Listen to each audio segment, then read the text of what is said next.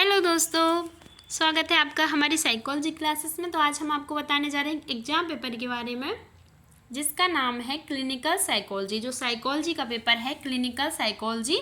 तो यहाँ पे देखिए आप एमए थर्ड सेमेस्टर है, एमए थर्ड सेमेस्टर का पेपर है, ठीक है। साइकोलॉजी का जो सब्जेक्ट साइकोलॉजी है उसका पेपर है क्लिनिकल साइकोलॉजी।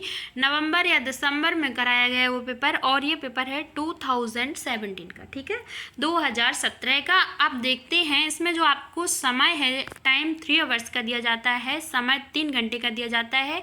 इसमें जो मैक्सिमम मार्क्स हैं वो 85 हैं रेगुलर स्टूडेंट के लिए, ठीक है। तो रेगुलर स्टूडेंट के लिए 85 का ये इसीलिए है क्योंकि उनके इंटरनल असाइनमेंट 15 मार्क्स के होते हैं जिन्हें CCE बोला जाता है, ठीक है। प्राइवेट स्टूडेंट के लिए 100 मार्क्स का इसीलिए होता है क्योंकि उनके इंटरनल असाइनमेंट नहीं करवाए जाते हैं, ठीक है। अब यहाँ पे आप देखिए जो प्राइवेट स्टूडेंट है उनके लिए पास मार्क्स 34 हैं और जो रेगुलर स्टूडेंट है उनके लिए पास मार्क्स 29 है, ठीक है। तो यहाँ पे आप देखिए इन्होंने क्या पूछा है। पहले तो नोट पढ़िए कि सभी प्रश्नों के उत्तर दीजिए। प्रश्न क्रमांक 1 अनिवार्य है, ठीक है। फिर लिखा हुआ है किन्हीं 5 प्रश्नों के उत्तर दीजिए, शब्द सीमा 50 शब्द, ठीक है। तो यहाँ पे ये शॉर्ट आंसर टाइप क्वेश्चन है जिन्हें लघु उत्तरीय प्रश्न बोलते हैं, ठीक है। 5 नंबर का एक क्वेश्चन है। देखिए, नैदानिक मनोविज्ञान के कार्य क्षेत्र का वर्णन कीजिए। तो पहला क्वेश्चन पूछा है इन्होंने, discuss scope of clinical psychology, ठीक है। दूसरा क्वेश्चन क्या है, दूसरा क्वेश्चन देखते हैं। दूसरा क्वेश्चन पूछा है अचेतन, अर्धचेतन व चेतन से क्या आशय है। What is meant by unconscious, subconscious and conscious, ठीक है। नेक्स्ट क्वेश्चन पूछा है मनोचिकित्सकीय परीक्षण से क्या आशय है। What is meant by psychiatric examination, ठीक है। यहाँ पे नेक्स्ट क्वेश्चन पूछा है मनोचिकित्सकीय इतिहास से क्या आशय है। What is meant by psychiatric history. Next question है प्रक्षेपी प्रविधियों की विशेषताएं बताइए। स्टेट, देखो प्रक्षेपी प्रविधियों की विशेषताएं बताइए। इससे पहले इन्होंने पूछा था मनोचिकित्सकीय इतिहास से क्या आशय है, ठीक है। अब यहाँ पे इन्होंने नेक्स्ट पूछा है रोसार, वो अधूरा नाम लिखा है, रोसार्क है। रोसार्क परीक्षण की सामग्री व निर्देशों का विवरण दीजिए, ठीक है। नेक्स्ट क्वेश्चन यहाँ पे देखिए, नेक्स्ट क्वेश्चन है नैदानिक मापन से क्या आशय है। What is meant by clinical assessment, ठीक है। नेक्स्ट क्वेश्चन है नैदानिक मापन के उद्देश्यों का वर्णन कीजिए, ठीक है। अब नेक्स्ट क्वेश्चन यहाँ पे क्या पूछा है इन्होंने, नेक्स्ट क्वेश्चन पूछा है मनोचिकित्सा से क्या आशय है। What is meant by psychotherapy. Next question पूछा है असंवेदीकरण की प्रक्रिया समझाइए, ठीक है। अब यहाँ पे नेक्स्ट क्वेश्चन देखते हैं, यूनिट फर्स्ट से पूछा गया है। यूनिट फर्स्ट से जो क्वेश्चन पूछा गया है वो आपका लॉन्ग आंसर टाइप क्वेश्चन है जिसे दीर्घ उत्तरीय प्रश्न बोलते हैं, और आपका जो एक क्वेश्चन है वो 12 मार्क्स का है, ठीक है, 12 नंबर का है रेगुलर स्टूडेंट के लिए।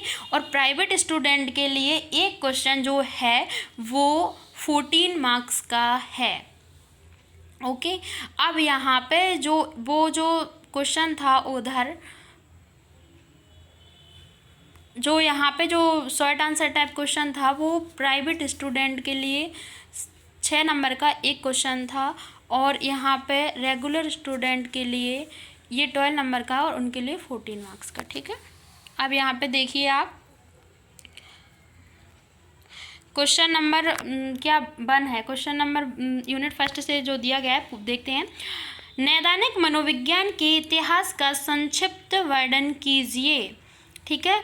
तो discuss in short history of clinical psychology. अथवा में पूछा है नैदानिक मनोविज्ञान के किसी एक मॉडल का वर्णन कीजिए। तो discuss any one model of clinical psychology, ठीक है। अब इसमें नेक्स्ट यूनिट सेकंड देखते हैं। यूनिट सेकंड से जो क्वेश्चन पूछा गया है वो है मानसिक व्याधि के लक्षणों का वर्णन कीजिए, ठीक है। Discuss symptoms of mental illness. Next question इसमें अथवा में पूछा गया है। अथवा में देखो कौन सा क्वेश्चन पूछा गया है, मनोचिकित्सकीय साक्षात्कार प्रक्रिया का वर्णन कीजिए। मतलब देखिए discuss the process of psychiatric interview. अब इसमें जो अथवा में प्रश्न पूछा गया है इसका मतलब ये है कि इन दोनों प्रश्नों में से आपको जो प्रश्न का आंसर अच्छे से आता हो, आपको किसी एक प्रश्न का आंसर ही देना है, ठीक है, और वो कंपलसरी होता है। दोनों क्वेश्चन के आंसर नहीं लिखने हैं, एक का ही लिखना है, ठीक है। अब आप देखिए यूनिट थर्ड से जो क्वेश्चन पूछा गया है वो है प्रक्षेपी प्रविधियों के नैदानिक उपयोग पर प्रकाश डालिए, ठीक है। तो throw some light on clinical use of projective techniques, ठीक है। अथवा में देखिए, अथवा में पूछा गया है टीएटी का वर्णन कीजिए, डिस्कस टीएटी। अब देखते हैं आप यूनिट 4 से जो क्वेश्चन पूछा गया है वो है नैदानिक साक्षात्कार का विवरण दीजिए, ठीक है, डिस्कस क्लिनिकल इंटरव्यू। अब इसके अथवा में इन्होंने क्या क्वेश्चन पूछा है, व्यक्तिव्रत अध्ययन विधि का सविस्तार वर्णन कीजिए, तो discuss in detail case study method, ठीक है। तो यहाँ पे क्या है, यहाँ पे देखिए यूनिट 5 है, यूनिट 5 में इन्होंने क्या क्वेश्चन पूछा है, यूनिट 5 में देखते हैं। देखिए, व्यक्ति केंद्रित चिकित्सा पद्धति का वर्णन कीजिए, डिस्कस क्लाइंट सेंटर्ड थेरेपी। अथवा में पूछा गया है संज्ञानात्मक चिकित्सा पद्धति का वर्णन कीजिए। देखिए, अब यहाँ पे क्या है, इन्होंने आपको जो यूनिट 5 तक क्वेश्चन दिए हैं, देखिए यहाँ पे मैंने दिखा दिया, यूनिट 5 से आपका लास्ट क्वेश्चन पूछा था, ठीक है।